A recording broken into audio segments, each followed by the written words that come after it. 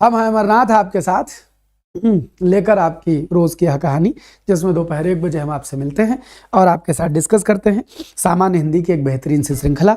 इस सामान्य हिंदी की श्रृंखला में आप यूपी कांस्टेबल, उत्तर प्रदेश में होने वाले एसआई एग्जाम, उसके अलावा SSSC या किसी भी राज्य परीक्षा, वो MP हो, बिहार हो, झारखंड हो, उत्तराखंड हो, किसी भी राज्य की आप परीक्षा दे रहे हैं, उस राज्य की परीक्षा में जो संधि, समास, वर्णमाला, रस, छंद, अलंकार, लेखक, रचनाएं आदि संज्ञा, सर्वनाम, विशेषण, क्रिया आदि संपूर्ण जो पाठ्यक्रम होता है एक हिंदी का, वह संपूर्ण पाठ्यक्रम यानी सामान्य हिंदी की परिचर्चा हम इसमें करते हैं।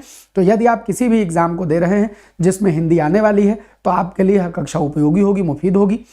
कोई और बतकही नहीं करते, सीधे करते हैं मुद्दे की बात और शुरू कर देते हैं आज का सवाल। पहला प्रश्न आपके सम्मुख है।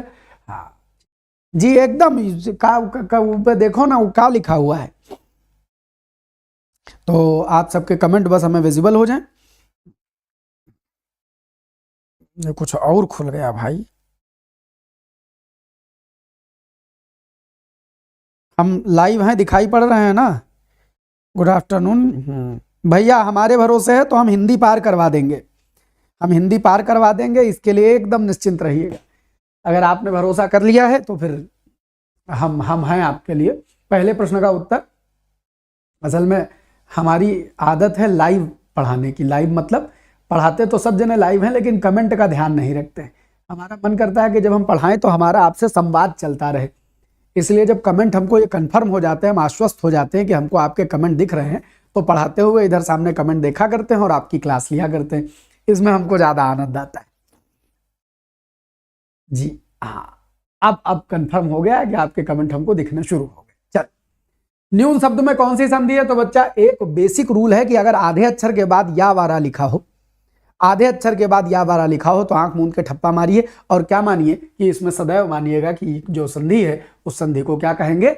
यण संधि कहेंगे, यण संधि कहेंगे। आधा अक्षर जब नी और ऊन को जोड़ा गया तो शब्द बना न्यून।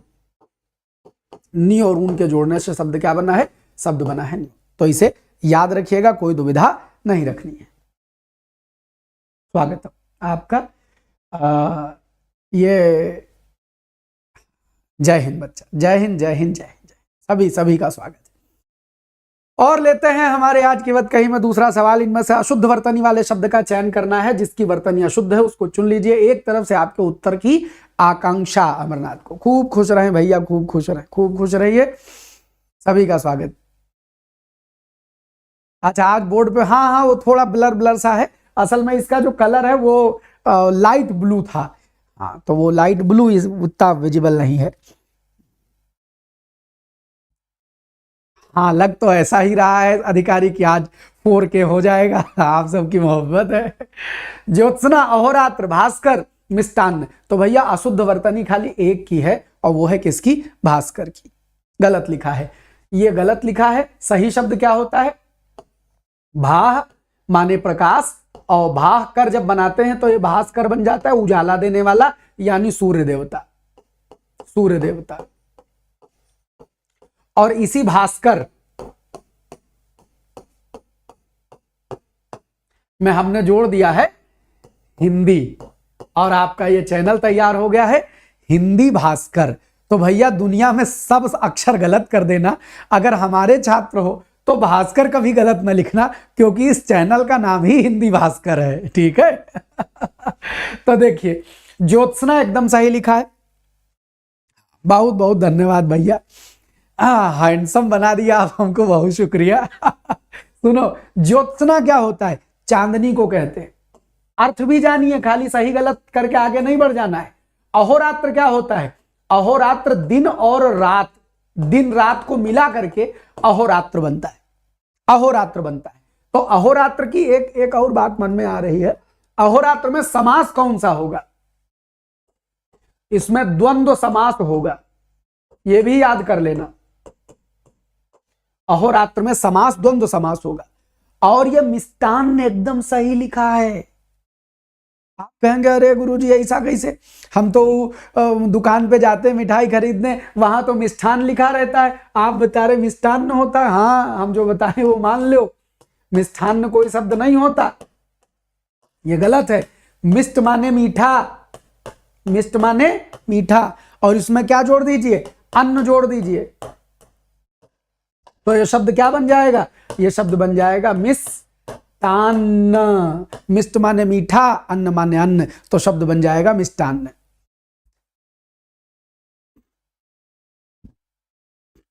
हाँ जी, एकदम याद कर लीजिए, मिष्ठान्न कभी नहीं होगा, कोई डाउट किसी को होना ही नहीं चाहिए। मिष्टान्न मिष्टान्न। आइए आगे बढ़ते हैं। सवाल संख्या 3, फिर से अशुद्ध वर्तनी का सवाल, गलत वर्तनी चुननी है। ये गजब खेला है भाई, ये गजब खेला है। खूब खुश रहिए, सभी का स्वागत।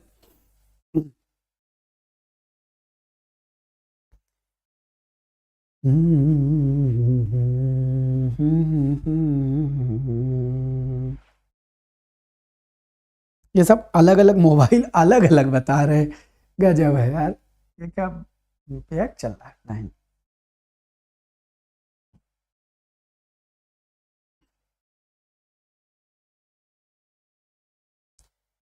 निरपराधी, अधीन, उज्जवल, निरोग,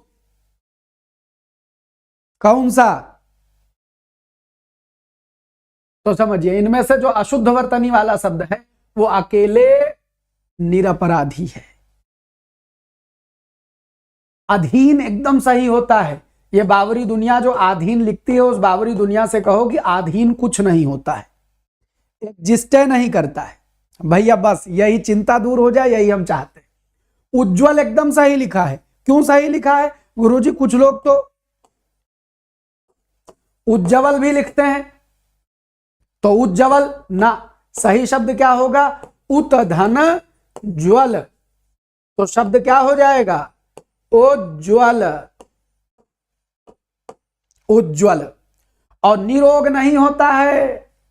निरोग, ये जो बावरी दुनिया निरोग लिखती है, उस बावरी दुनिया से कहो रे दुनिया बावरी, निरोग मत लिख, लिखो निरोग। सवाल उठता है ऐसा क्यों होता है? बिना तर्क के अमरनाथ के यहां जवाब नहीं दिए जाते। 2 तर्क देना है कि निरपराधी गलत क्यों है, निरोग सही क्यों है। आइए पहले इन व्याख्याओं पर चलते हैं।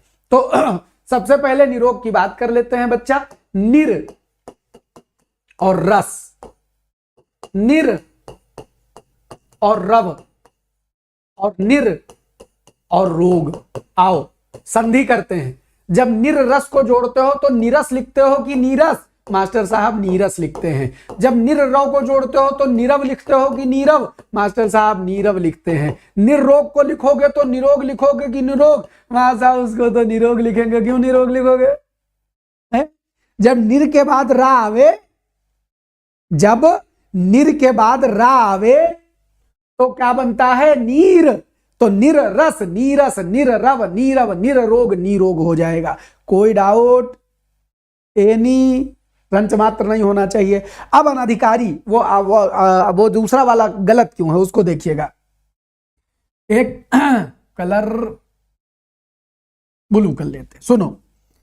देखो, अपराध मूल शब्द होता है बच्चा, अपराध मूल शब्द है। इस अपराध को करने वाला अपराधी कहलाता है। जो अपराध करेगा उसको बोलेंगे अपराधी, और जो अपराध न करे उसके लिए शब्द होता है निह अपराध। और जब संधि होती है तो यह शब्द बन जाता है बच्चा निरपराध। अपराध में बड़ी ई लगाया तो बनाया एडजेक्टिव, अपराध में निह लगाया तो बनाया एडजेक्टिव। जब तुमने निह लगा के एक एडजेक्टिव बना लिया है तो बड़ी ई इसमें नहीं लगा सकते। दुनिया में कहीं लिखा हो निरपराधी, तुरंत काट देना, कह दो निरपराधी एग्जिस्टे नहीं करता है। निरपराधी एग्जिस्टे नहीं करता है। तर्क के साथ उत्तर देना, रटना नहीं है। तो निह अपराध यानी बिना अपराध। अब वो स्त्री हो तो भी निरपराध, याद रखना, स्त्री हो तो भी निरपराध स्त्री, और पुरुष हो तो भी निरपराध पुरुष। जी संधि विसर्ग ही है, संधि विसर्ग ही है। विसर्ग के 2 स्टेप लगते हैं। निह तो पहले निर में बदलता है और फिर निर रा का वो अर्थ पा करके नीर बनता है। विजयपाल जी, ठीक है। आइए आगे बढ़ते हैं। तो मैंने उपसर्ग के तौर पर समझा दिया, निह का ही रूप है निर। आइए, तो अब हम समझ गए, तर्क सहित व्याख्या दे देंगे कि ये गलत। ठहर भाई ठहर, अब तर्क सहित व्याख्या देंगे कि ये गलत है, बाकी तीनों एकदम सही लिखे। कोई डाउट? Any doubt? खूब खुश रहिए, खूब मस्त रहिए, बिंदास रहिए, सदा सर्वदा आनंदित रहिए। आइए अगले सवाल पर बढ़ते हैं। उसका सारा सौंदर्य उसकी आंखों में है। वाक्य में सौंदर्य शब्द कौन सा व्याकरणिक पद है? क्रिया है, संज्ञा है, विशेषण है कि क्रिया विशेषण है? सर जी इस बार भैया जरूर हिंदी की गारंटी लेता हूं कि हिंदी फुल मार्क्स करके आओगे। हाँ, फुल मार्क्स करके आओगे। क्रिया है कि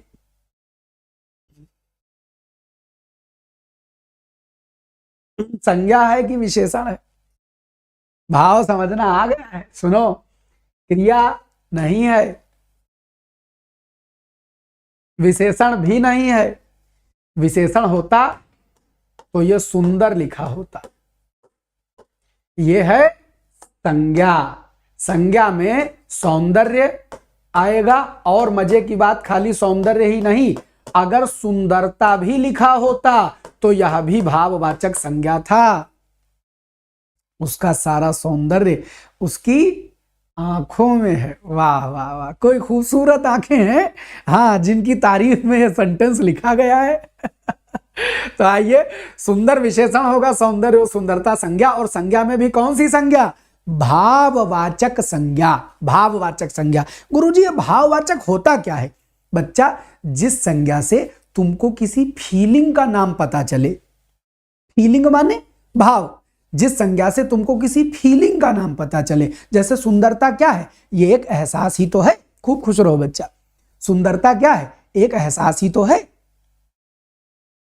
सौंदर्य क्या है? एक एहसास ही तो है। तो इसलिए याद रखिएगा कि संज्ञा। अभी अमित जोशी आप पीछे हैं, इसको लाइव बटन दबा के लाइव हो जाइए। आप पीछे सवाल पर चल रहे हैं। अगला सवाल देखिए, 5 नंबर। मैं अपने आप कम, थोड़ा बड़ा इसको,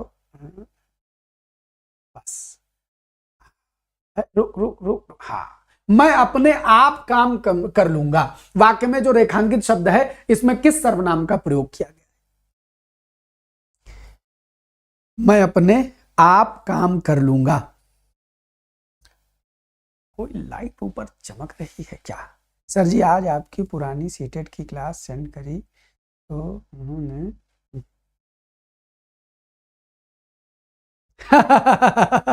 ये बढ़िया किया बच्चा।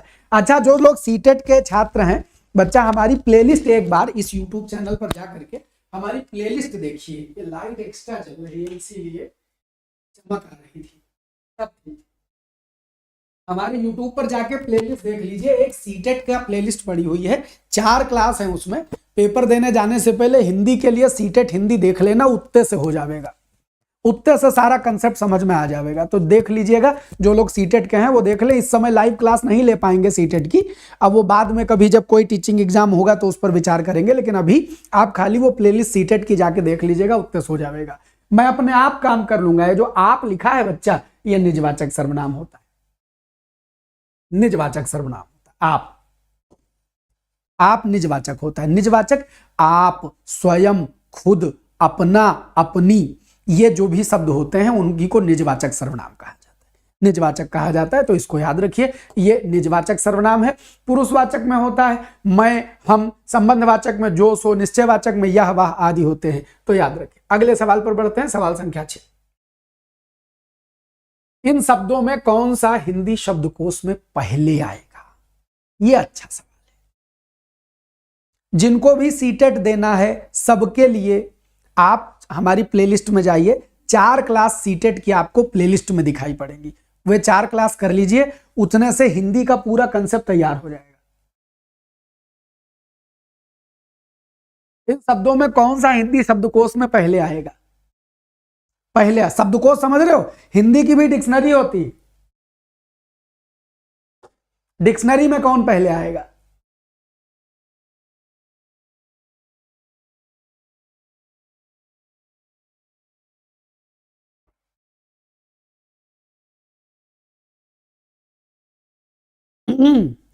यह दुविधा देगा। डी और सी में चल रही है कांटे की टक्कर। डी और सी में चल रही है कांटे की टक्कर। बहुत सुंदर। सी और डी, सी और डी, सी और डी, गुड। देखो बच्चा,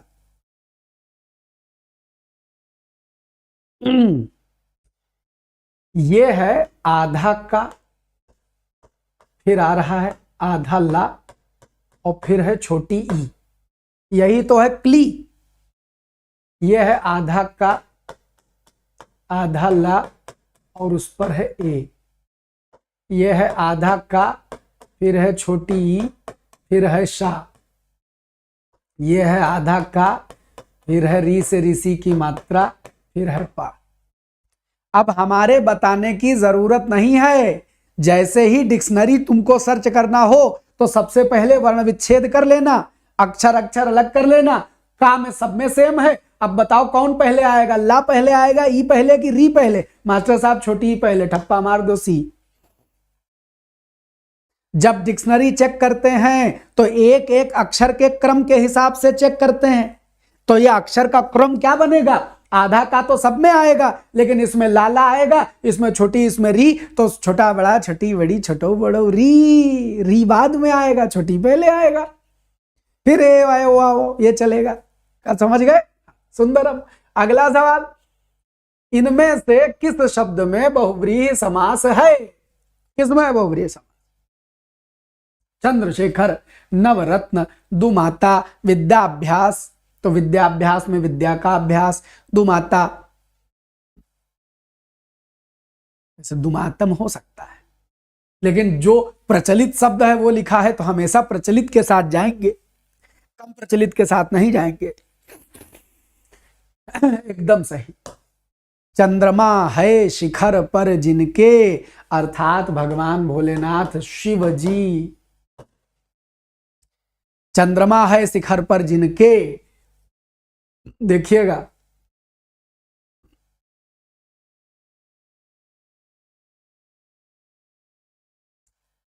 चंद्र शेखर कहिए,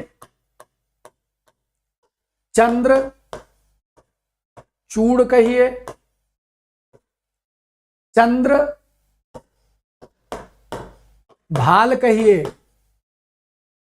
ये सब शंकर जी हैं और सब बहुव्रीहि समास हैं।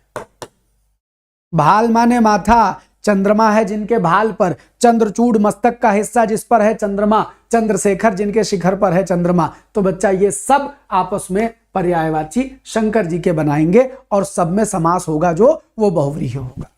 बात समझ गए? कोई डाउट किसी को? होना ही नहीं चाहिए। अगला अगला सवाल,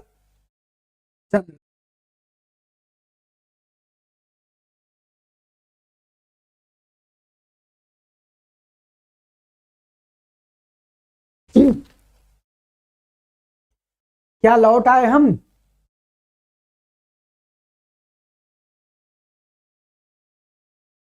लौट आए भाई?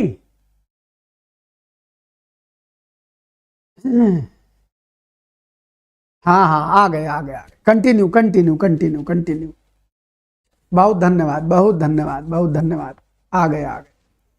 तो बताओ,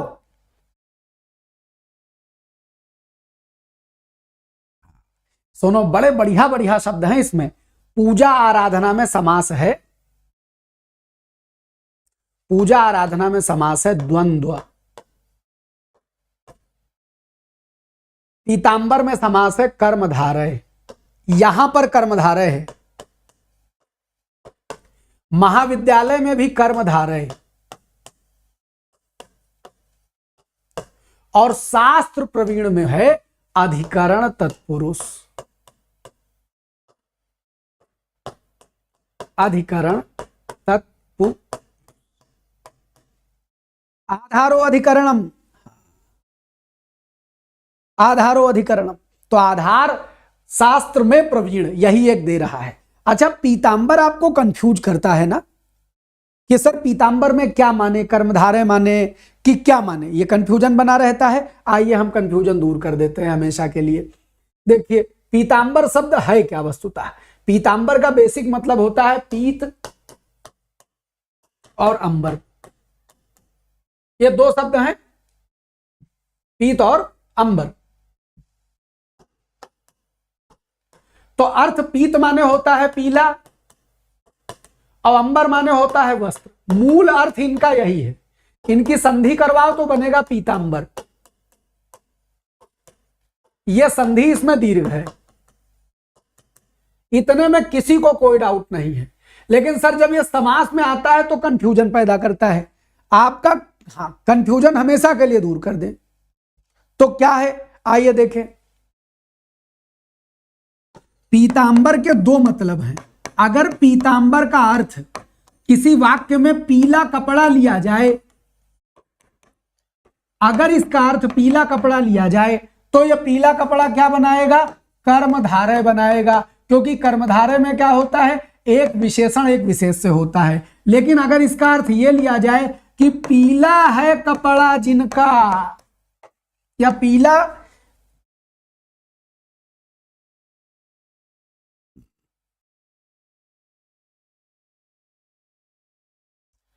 पीत वस्त्र धारण करते हैं जो, धारण करते हैं जो, अगर यह अर्थ निकले तो यह भगवान कृष्ण को आप्यायित करेगा, और अगर यह करेगा तो कर्मधारय न होकर के यह बहुव्रीहि हो जाएगा, बहुव्रीहि हो जाएगा। तो इसलिए याद रखिएगा, अगर पीतांबर का अर्थ पीत वस्त्र यानी पीला कपड़ा लेंगे तब यह कर्मधारय भी है और पीतांबर बहुव्रीहि भी है। तो मास्टर साहब अगर चार ऑप्शन आवे और उसमें अगर उसमें बहुव्रीहि, वो क्या कहते हैं, पीतांबर लिखा है तो बहुव्रीहि माने कि कर्मधारय माने, तो प्रथम तो दोनों में से कोई एक ऑप्शन देगा। जो देगा, बहुव्रीहि दिया है तो बहुव्रीहि लगा देंगे, और अगर कर्मधारय दिया है तो कर्मधारय लगा देंगे। अगर मास्टर साहब दोनों दिया हो तो क्या करेंगे, अगर दोनों दिया है तो प्रायोरिटी बहुव्रीहि को देंगे, प्रायोरिटी बहुव्रीहि को देंगे। ठीक, ज्योति नवरात्र एकदम 100%, कोई कंफ्यूजन नहीं। नवरात्र को सदैव द्विगु मानिए, कोई दुविधा मत रखिए। तो ये कंफ्यूजन क्लियर रखिएगा, कोई डाउट नहीं रखना है। आइए आगे बढ़ते हैं। और तो आप बताइए इस जगह पर यहां पर पीतांबर का मतलब क्या है। यहां पीतांबर का मतलब भगवान कृष्ण को धारण करने आते हैं कि पीला कपड़ा धारण करने आते हैं। मां साहब पीला कपड़ा धारण करने आते हैं। महाविद्यालय विशेषण विशेष से हो गया, और तो ये दोनों कर्मधारय बना देंगे। शास्त्र प्रवीण माने शास्त्र में प्रवीण, और जब में बताओगे तो आपको अधिकरण तत्पुरुष लगाना पड़ेगा। बहुत सुंदर। अगले सवाल पर बढ़ते हैं। सवाल संख्या 9, हल्दी घाटी के रचनाकार कौन है। हल्दी घाटी के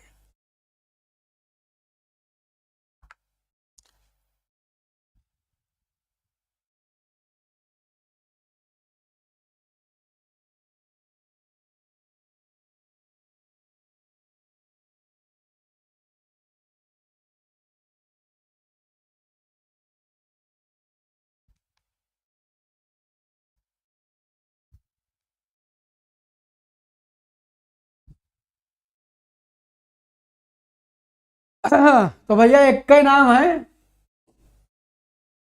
श्याम नारायण पांडे। और खबर वो सर नीचे करके हम आपके लिए सर्च कर रहे थे, श्याम नारायण पांडे की हल्दी घाटी रचना। मैं आपको हल्दी घाटी का अष्टम सर्ग पढ़ के सुनाता हूं। मन आनंदित न हो जाए तो कहिएगा। ये हल्दी घाटी और श्याम नारायण पांडे जीवन भर याद रहेंगे। सुनिएगा वो दृश्य जब राणा प्रताप की सेना युद्ध के लिए निकलती है कि गणपति के पावन पांव पूज वाणी पद को कर नमस्कार। सुनिएगा, गणपति के पावन पांव पूज वाणी पद को कर नमस्कार, उस चंडी को, उस दुर्गा को, काली पद को कर नमस्कार, उस कालकूट पीने वाले के नयन याद कर, लाल लाल डगडग ब्रह्मांड हिला देता जिसके तांडव का ताल ताल। ले महाशक्ति से भीख, व्रत रख वन देवी रानी का, निर्भय होकर लिखता हूं मैं ले आशीर्वाद भवानी का। मुझको न किसी का भय बंधन, क्या कर सकता संसार अभी, मेरी रक्षा करने को जब राणा की है तलवार अभी। मन भर लोहे का कवच पहन कर एक लिंग को नमस्कार, चल पड़े वीर चल पड़ी साथ, जो कुछ सेना थी लघु अपार। घन घन घन घन घन गरज उठे रणवाद्य सूरमा के आगे, जागे पुस्तैनी साहस बल, वीरत्व वीरौर के आगे। सैनिक राणा के जागे, राणा प्रताप के प्रण जागे, जौहर के पावन क्षण जागे, मेवाड़ देश के व्रण जागे, जागे सिसोदिया के सपूत, बापा के वीर बबर जागे, बरछे जागे, भाले जागे, खन खन तलवार तबर जागे। कुंभलगढ़ से चलकर राणा हल्दी घाटी पर ठहर गया, गिरियारावली की चोटी पर केसरिया झंडा फहर गया। गिरियारावली की चोटी पर केसरिया झंडा फहर गया। यह लिखा है श्याम नारायण पांडे ने हल्दी घाटी नाम के इस ग्रंथ में। रोम रोम झंकृत हो उठता है जब जब मैं हल्दी घाटी पढ़ता हूं। क्या सुंदर, क्या सुंदर, क्या ही सुंदर। तो आइए अगले प्रश्न पर बढ़ता हूं। हल्दी घाटी श्याम नारायण पांडे ने लिखा है, और श्याम नारायण पांडे ने जो ये पूरा पद लिखा है, इसमें एक श्याम नारायण पांडे की एक कविता जय हनुमान बड़ी बढ़िया है। कभी अवसर मिला तो जय हनुमान का पाठ भी आपके सम्मुख करूंगा। आइए आगे बढ़ते हैं। तो याद रखिएगा, एक तो हल्दी घाटी और दूसरे जय हनुमान, ये दो रचनाएं हैं किनकी? श्याम नारायण पांडे की। आइए अगले अगले प्रश्न पर। यार तुम लोगों के कमेंट ठहरे हुए हैं क्या? ठहरे हुए पानी में कंकड़ न मार सांवरे। हाँ, अब आए कमेंट जी। और रस इसमें कौन सा है? वीर रस है। रस इसमें कौन सा है? वीर रस। आइए आगे बढ़ते हैं। इनमें से विशेषण शब्द चुनिए।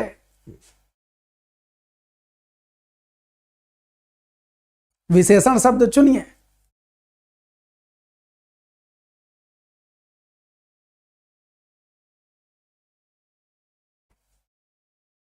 हाँ हाँ, दिखने लगे। मुझे एक बार बैक करके रिफ्रेश करना पड़ा।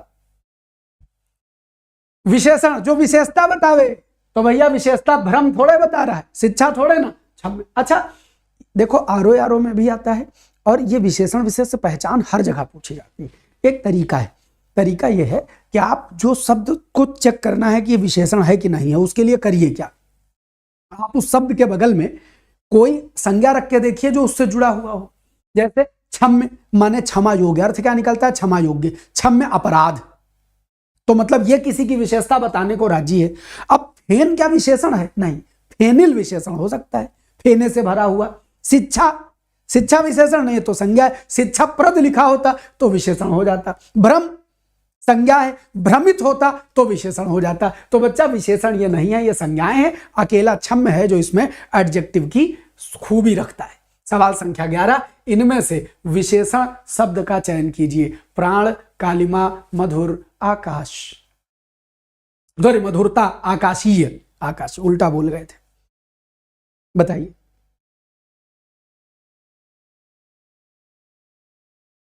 हाँ, शिक्षित ऑल्सो, शिक्षित भी एडजेक्टिव बनता, शिक्षाप्रद भी एडजेक्टिव बनता। एक शब्द के तमाम विशेषण गढ़े जा सकते हैं। विशेषण को रटे थोड़े जाते, गढ़े जाते, बनाए जाते।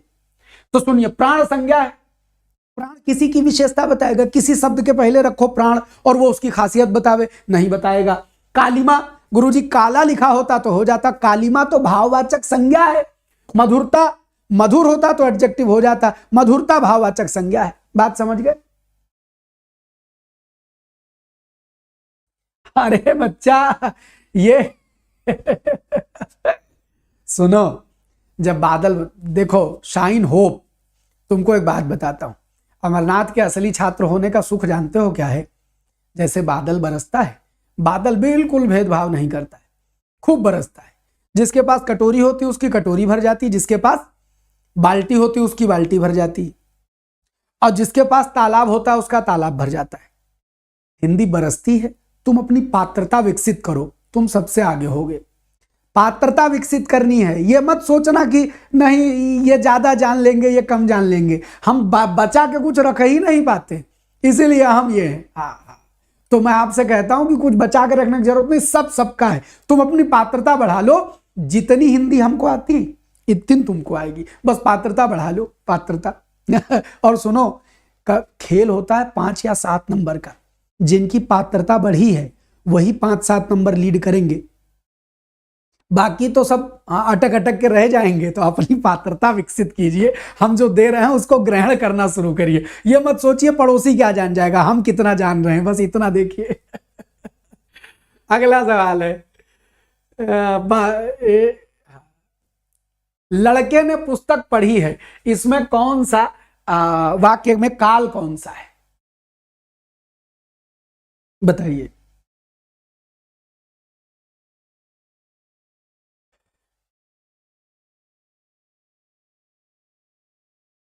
दुनिया में ज्ञान सब तरफ है, सब जगह फैला पड़ा है, कौन अपने आप को विस्तृत कर लेता है, बस इतना ही मामला है।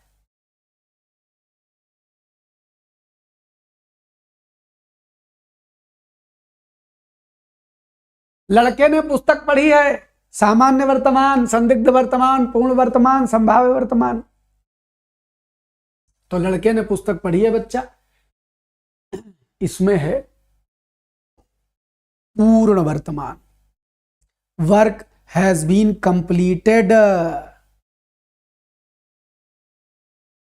पढ़ी है, पढ़ चुका है, काम हो चुका है, वर्क हैज डन। तो जब ऐसा कुछ फील आ जावे तो उसको पूर्ण वर्तमान कहते हैं। काल बच्चा, अंग्रेजी का जो काल है वाकई काल है, हिंदी में काल असली है, वहां नकली है। कभी काल पर लंबी चर्चा करेंगे तो बताएंगे, अभी खाली पूर्ण वर्तमान तक सीमित रखिएगा। जब कोई कठिन सवाल पूछेंगे तब उस पर कंसेप्ट पर चर्चा करेंगे। प्राणदा के लिए उचित वाक्यांश चुनिए। प्राण रहने का मंत्र, जीवन देने वाली दवा, जीवन चाहने वाली राह, प्राण रहने का अभ्यास, क्या उचित है? गिरी अरावली की चोटी पर केसरिया झंडा फहर गया। आहा, जरूर कर देंगे बच्चा, डेफिनेट। प्राणदा के लिए उचित वाक्यांश चुनिए। प्राण रहने का मंत्र, जीवन देने वाली दवा। तो बच्चा आप पहले तो जानिए, प्राण रहने का अभ्यास, जीवन चाहने वाली दवा, ये सब बेकार है। उत्तर है ये। अब सवाल उठता है ये क्यों है? यहां पर एक कंसेप्ट आपको समझाता हूं। दा, कभी भी किसी शब्द के अंतर लगा हो दा, दा जब भी लिखा हो तो दा का मतलब होता है देने वाली, देने वाली, स्त्रीवाची हो जाता है। दा माने देने वाली। अगर लिखा है प्राण दा माने प्राण देने वाली, तो भैया किसी को प्राण अगर दे देगी तो जीवन रक्षक दवाई को प्राणदा बोला जाएगा कि नहीं बोला जाएगा? बोला जाएगा। अच्छा मास्टर साहब, अगर धनदा लिखा हो तो क्या हो जाएगा? धनदा माने धन देने वाली। तो कौन धन देता है? धन देती है माता लक्ष्मी। तो धनदा जो है वो लक्ष्मी माता का पर्यायवाची हो जाएगा। ऐसे ही अगर लिखा हो ज्ञानदा माने ज्ञान देने वाली, ज्ञान देने वाली देवी कौन होती हैं? तो ज्ञान देने वाली देवी माता सरस्वती होती हैं। तो ज्ञानदा माता सरस्वती को कहा जाता है, सरस्वती को कहा जाता है। ये तो पर्यायवाची हैं, बाकी पर्यायवाची नहीं है, बाकी बनाते हैं वाक्यांश। याद रखना, बाकी बनाते हैं वाक्यांश। अब देखिए,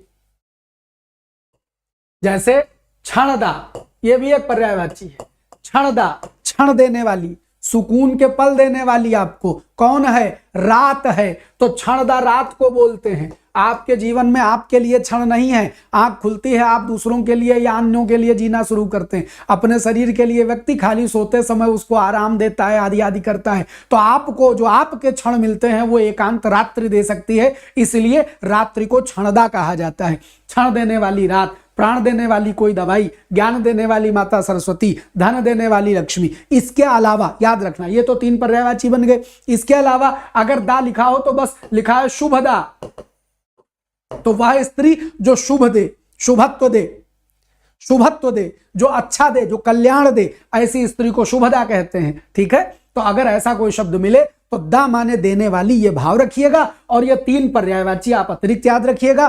प्राणदा का वाक्यांश क्या याद रखेंगे? जो प्राण देने वाली है, जीवन देने वाली जो दवा होगी, उसी को क्या बोला जा सकता है? प्राणदा बोला जा सकता है। क्या ये बात समझ में आ गई? बात बुद्धि में गई? अब दा से इससे ज्यादा सवाल एग्जामिनर की क्षमता नहीं बना दे। इसीलिए जब तुम कोई पेपर दे के आते हो तो तुमको लगता है कि मास्टर साहब ने जो पढ़ाया वही मिला है, क्योंकि हम सारा कंसेप्ट वह पढ़ा देते हैं। तो एग्जामिनर की हिम्मत क्यों इससे बाहर पूछ पाएगा? लेकिन दुनिया क्या करती है? मेरे 500 सवालों के पीडीएफ है, रट लो, इसी में से आएगा। अरे तुम्हें रट के दिखा दो मास्टर साहब जो उन 500 पीडीएफ बनाए। तो जाने, रटने से नहीं होता है, कंसेप्ट से होता है। बच्चा प्राणदा नहीं, माता को विशेष नहीं कह सकते हैं, क्योंकि प्राण तो ईश्वर देता है। कोई जीवन रक्षक दवा उसको बोल सकते हैं। हाँ, प्राणदा मतलब प्राण देने वाली, पर्यायवाची नहीं बनाएंगे उसका। ठीक बच्चा, सुभद्रा अलग है। सुंदर, भद्र माने कल्याण करने वाली, अच्छा कल्याण करने वाली सुभद्रा, ये अर्थ निकलेगा। है वो कृष्ण भगवान की बहन सुभद्रा। अगला सवाल देखिए, नयतत का संधि विच्छेद क्या होगा? एकदम नियरे नियरे, हाँ, एकदम नियरे नियरे है, बताओ क्या लगाएं? ने तत्। हाँ, जन्मदात्री जन्मदा कहा जाता है, जन्मदा जन्मदात्री माता को कहा ही जाता है, उसमें तो कोई डाउट है ही नहीं।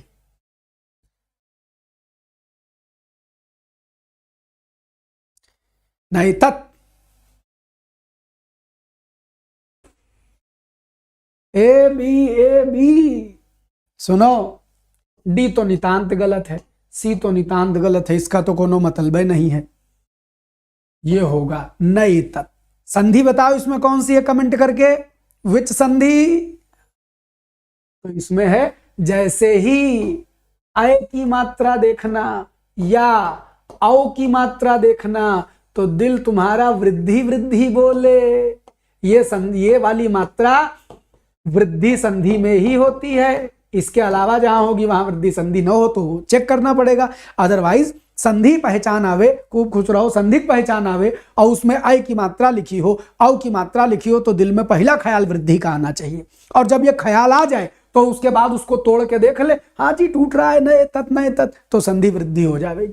वृद्धि रेच, एच प्रत्याहार में एक मात्रा की वृद्धि को वृद्धि कहते हैं। छोटा बड़ा के बाद यदि ए ओ आ जाए तो इनमें एक मात्रा की वृद्धि हो जाती है, इसी को वृद्धि संधि कहा जाता है। आ की मात्रा ये ना में लगी है और ये ए है, इसी आ ए से अय बन गया है, अतः वो वृद्धि संधि हो जाएगी। अगला सवाल है 15, वाणी औचित्य। दिल का दर्द, वाणी औचित्य का संधि पर करिए तो क्या होगा? और संधि करने पर हाँ आय आदि, छोटा बड़ा के बाद नहीं, ए के बाद आए तो वो आय आदि, छोटा बड़ा के बाद अगर ए ओ आए तो वो तब वृद्धि बनाएगा। और ए ओ अयो के बाद दुनिया आवे तब वो आय आव बनाएगा, तब वो आय आदि बनाएगा।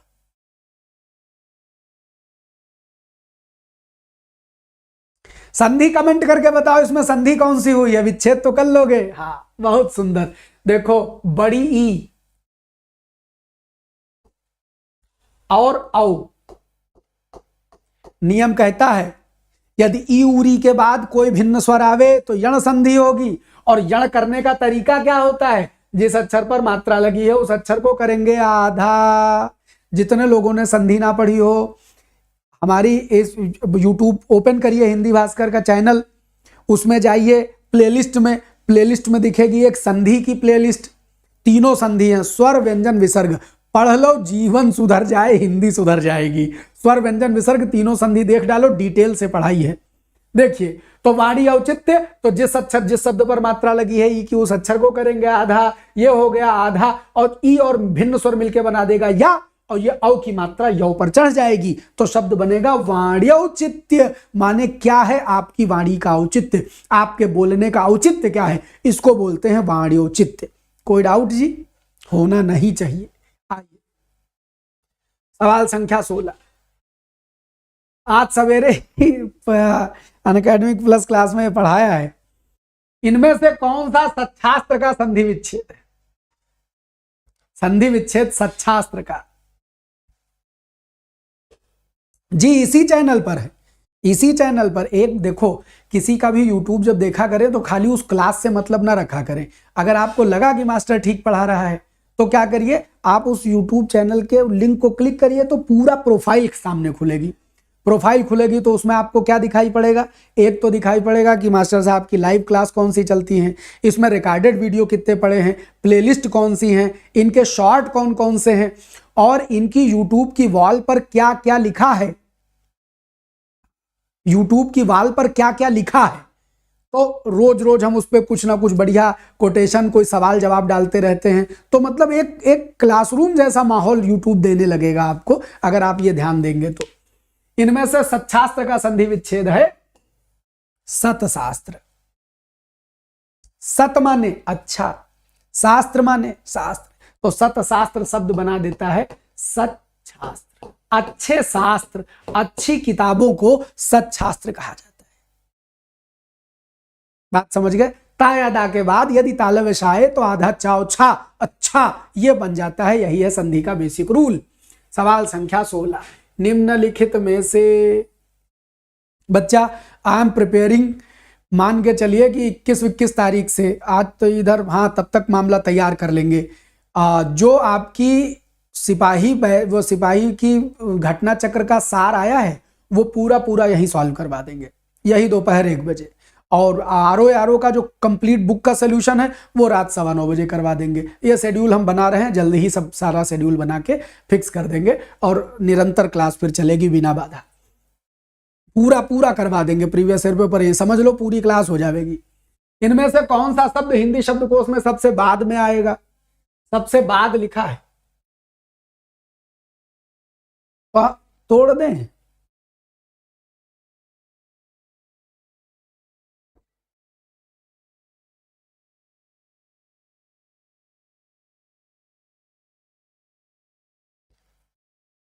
सबसे बाद में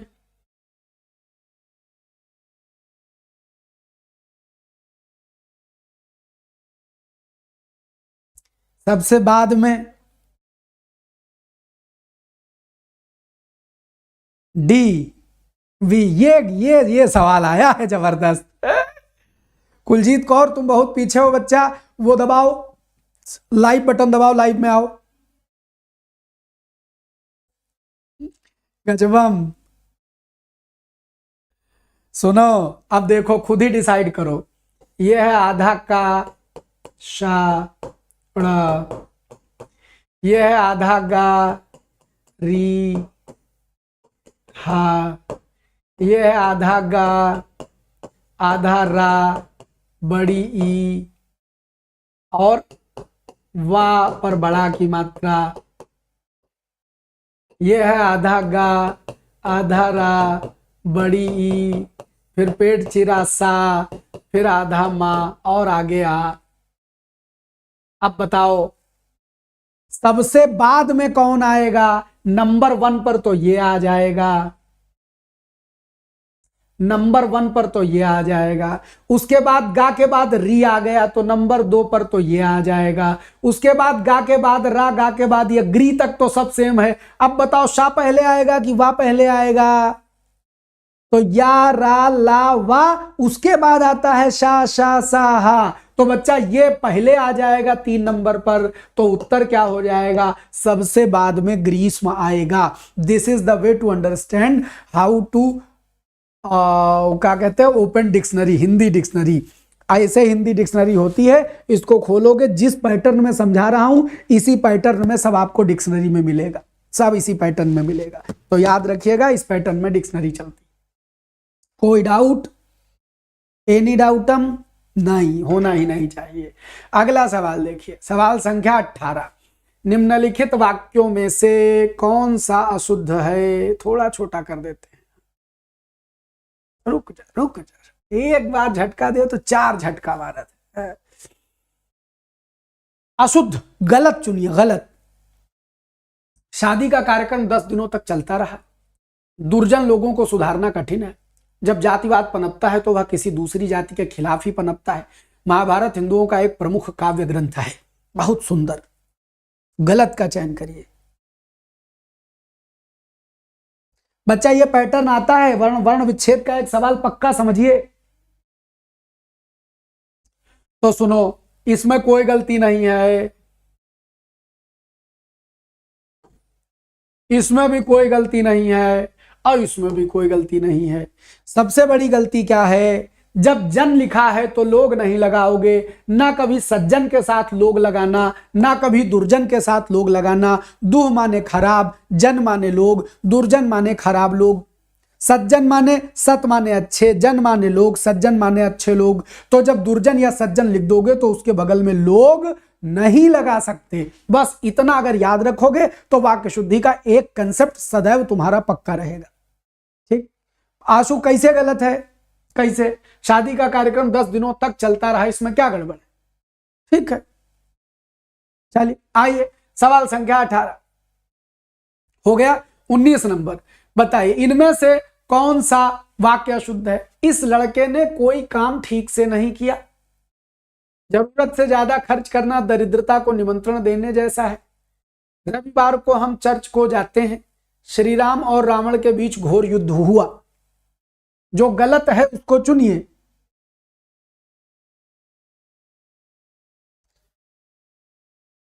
शादी का कार्यक्रम ही तो लिखा था, तो शादी का कार्यक्रम में क्या दिक्कत है?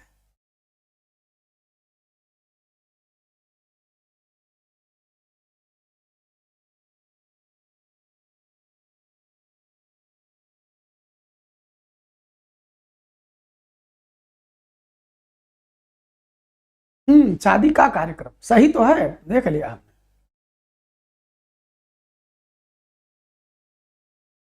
बहुत सुंदर बच्चा। निर्जीव के साथ को नहीं लगाते, रविवार को हम चर्च को जाते हैं। वस्तु जब आ जाती है, कोई प्रॉपर चीज आ जाती है, तो उसके बाद को लगाने से गड़बड़ हो जाता है। तो इसलिए रविवार को चर्च को नहीं लिखेंगे, रविवार को हम चर्च जाते हैं यह चल जाएगा, लेकिन रविवार को हम चर्च को जाते हैं ऐसा बोलना वाजिब नहीं होगा। आइए प्रश्न संख्या 20। अच्छा, आज सवाल ज्यादा हैं, आगे और भी हैं, टेंशन मत लीजिएगा। परमवीर में कौन सा समास है? नहीं, शादी के कार्यक्रम नहीं, शादी का कार्यक्रम 10 दिनों तक चलता रहा। बच्चा पूरा वाक्य तो पढ़ो, क्यों शादी के कार्यक्रम होना चाहिए? शादी का कार्यक्रम चलता रहा, शादी के कार्यक्रम 10 दिनों तक चलते रहे, इसकी क्या आवश्यकता है? विवाह एक संस्कार है, उसमें 7-8 चीजें हो, इससे क्या फर्क पड़ता है? विवाह का कार्यक्रम, विवाह के कार्यक्रम थोड़े बोलते हैं, 14 ब्याह थोड़े करावे खे, क्या करावे खे। परमवीर में कौन सा समास है? तो जैसे ही आपको लगे कि कोई शब्द किसी की विशेषता बता रहा है और उसके साथ कोई संज्ञा लगी है, तो बच्चा विशेषण और विशेष्य का जोड़ा दौड़ा के कर्मधारय लगाओ, दौड़ा के। हाँ, जैसे लगे कि एक खासियत बता रहा है और दूसरे संज्ञा है, विशेषण संज्ञा, संज्ञा विशेषण का जोड़ा मिले, दौड़ के लगाओ कर्मधारय, 1 मिनट को रुकना नहीं। आइए कंप्यूटर जी अगले सवाल पर बढ़िए, 21 नंबर। मानव समाज में अरुण पड़ा, जल जंत बीच हो वरुण पड़ा, इस तरह भभकता राणा था, मानो सर्पों में गरुण पड़ा। इसको बहुत छोटा करना पड़ेगा यार।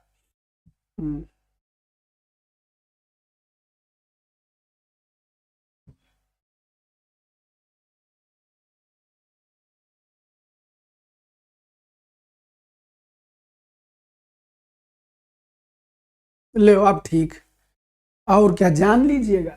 मानव समाज में अरुण पड़ा, जल जंतु बीच हो वरुण पड़ा, इस तरह भभकता राणा। तो करुणा इसमें कहीं दिख नहीं रही है हमको, आपको दिख रही हो तो बताओ। ना हमको दिख रही, ना तुमको दिख रही है। बीभत्स इसमें कहीं है नहीं। भयानक होता है डराने वाली चीजें, ना कोई डर रहा है ना कोई डरा रहा है, इसलिए भयानक भी नहीं होगा। भयानक भय में लगाते हैं, ना कोई डर रहा है ना कोई डरा रहा है।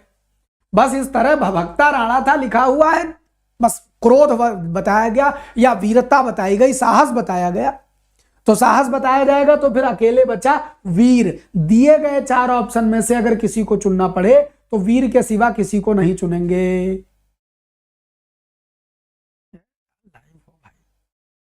वीर के सिवा किसी को नहीं चुनेंगे। आइए इसी का अगला सवाल, सेम इसी में बताइए, इसी में आपकी बताना अलंकार कौन सा है, अलंकार बताना है।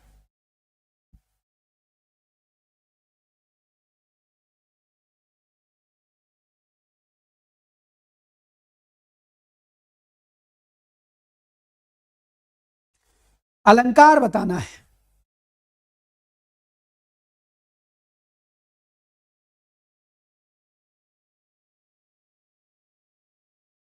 तो बच्चा जैसे ही तुमको दिखाई पड़े मनु मानो, जनु जानो, मनहु जनहु, तो किसी से कुछ पूछना नहीं है, इसमें पहचानो। मानो लिखा है हम सब, अगर मानो लिखा है तो दौड़ो, मानो को पकड़ो और कहो कि भैया तुम उत्प्रेक्षा हो गए और कुछ नहीं हो सकते। तो यदि आपको कभी वाक्य में मनु मानो, जनु जानो, मनहु जनहु आदि दिखाई पड़ जाए तो उत्प्रेक्षा के सिवा कुछ मत लगाइएगा। क्या ये बात समझ में आ गई?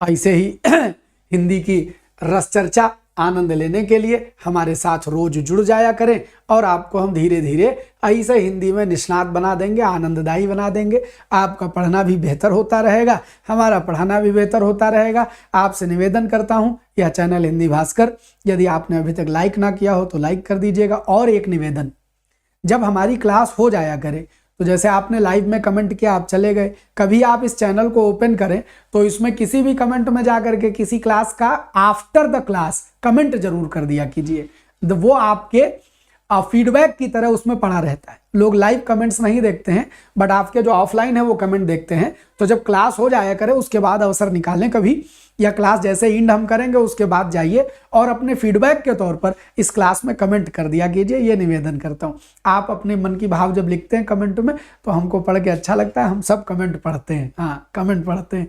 तो खूब खुश रहे। और इस चैनल के शॉर्ट्स देखिए, बहुत ज्ञानवर्धक शॉर्ट्स, 1 मिनट में बढ़िया गाना सुनिए और ज्ञान भी मिलेगा। हम पोस्ट डालते हैं रोज यूट्यूब पर, इसकी कम्युनिटी पोस्ट में क्वेश्चन पेस्ट करते हैं, उन क्वेश्चंस को सॉल्व करिए।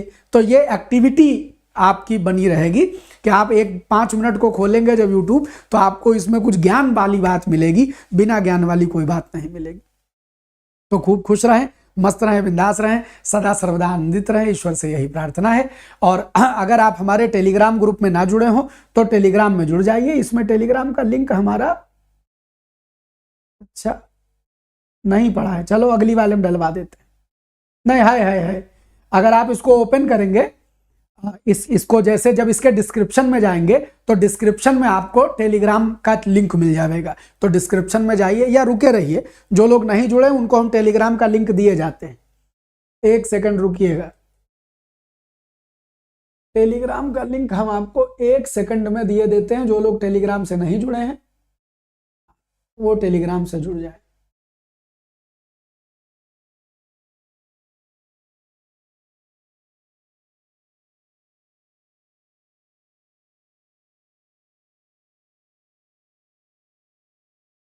ये लीजिए।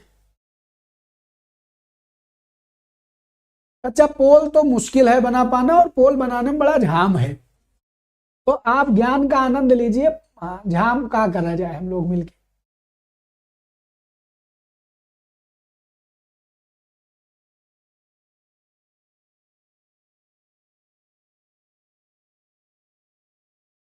ये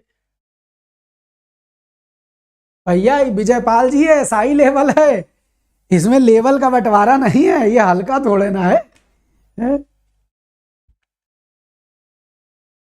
एसआई के प्रॉपर पेपर हम यहां सॉल्व करवा देंगे।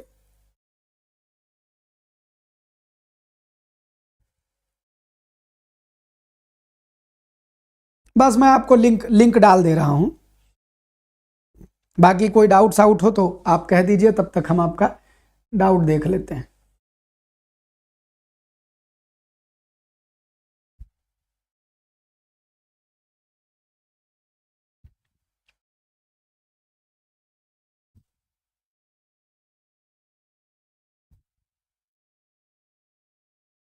पिन हो गया, हमारा टेलीग्राम लिंक पिन कर दिया है हमने, आप इसमें जुड़ जाइए।